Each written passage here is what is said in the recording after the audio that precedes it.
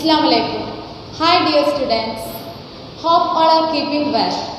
In this new academic year, we are going to study the first chapter of GS. The first chapter name is Cascades of Light.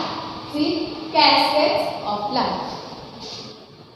In this chapter, we mainly discussed about the size of organisms, microorganisms, the cell structure, that is plant cell, animal cells, etc.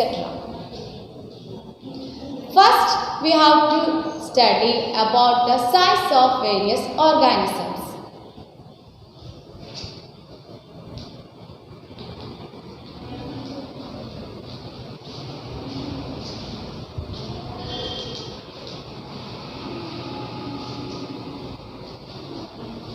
We can see so many kind of plants and animals in our surroundings. Don't you see?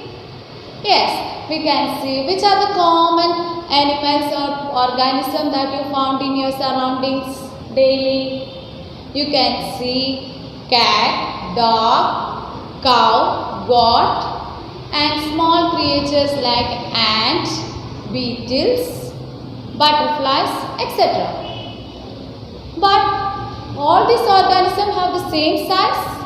No. All the organisms differ in their sizes. Some are very big, that is, elephant are very big organism. And some are medium sized, that is goat, dog, etc. And is a very minute organism. So, the organisms that we see in our surroundings differ in their sizes. First, we have to arrange the organisms given in the order of their sizes, that is from biggest to smallest. The given organisms are goat, elephant, horse, camel, ant. We have to arrange these organisms from biggest to smallest.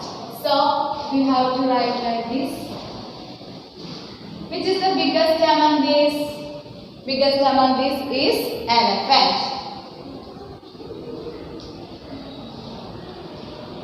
Then comes camel. Then horse.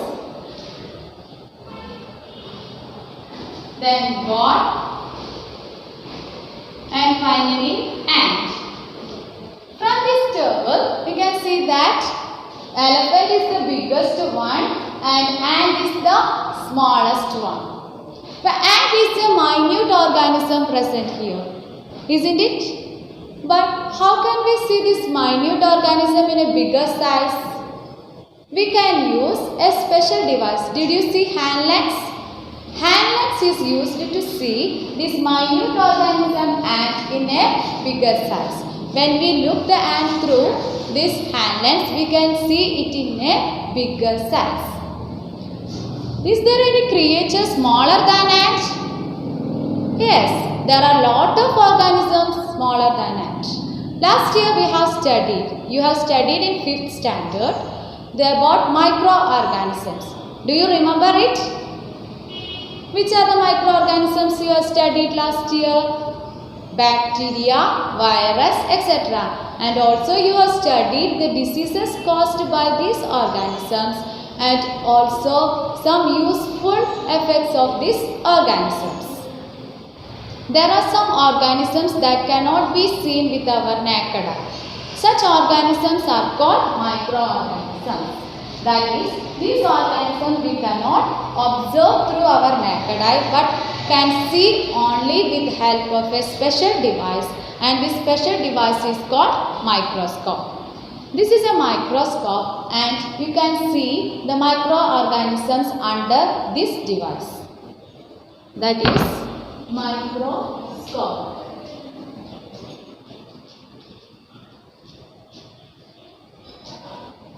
Which are the microorganisms you commonly know? They are bacteria, virus, fungi, etc. In this chapter, we are discussing about some other microorganisms too. How can we see this microorganism under a microscope? Let us take a sample of water from stagnant water, that is pond or lake or river, etc. When we look this stagnant water through the microscope by mounting it on a slide, we can see so many microorganisms passing through it. Such organisms include amoeba, paramecium, euglena, etc. You can see the pictures of these organisms in your textbook. So, you have to draw this diagram of these creatures in your notebook. Okay? Which are the new microorganisms you studied today? They are amoeba,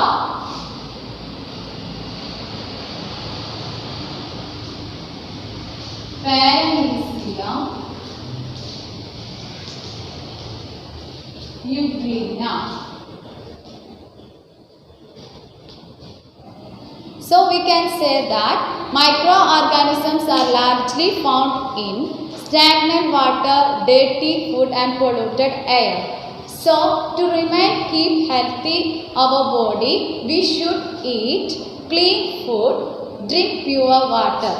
First we have studied about the size of various organisms and arranging the organisms according to their sizes from biggest to smallest. Then we study about minute organisms that can be seen with the help of hand and sense.